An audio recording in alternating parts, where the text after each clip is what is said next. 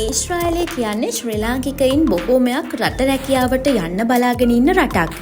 ඒ වගේම මේ මොහොත වෙද්දි බොහෝ ශ්‍රී ලාංකිකයින් පිරිසක් ඊශ්‍රායලයේ සේවය කරමින් ඉන්නවා.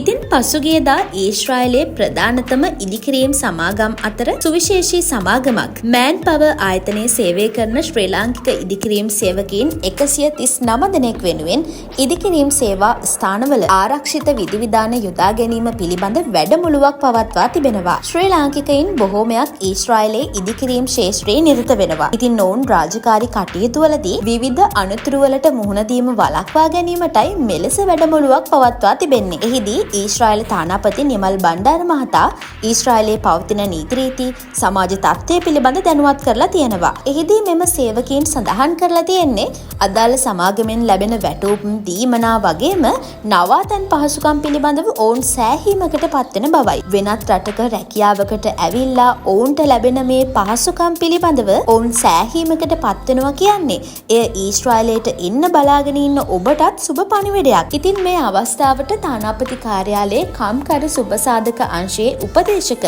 නිල්මිනී අබේගුණවර්ධන සහ ලින්ඩා මහත්මියද අදාළ මෑන් පවර් ආයතනයේ නිලධාරීන් පිරිසක්ද සහභාගී වුණා.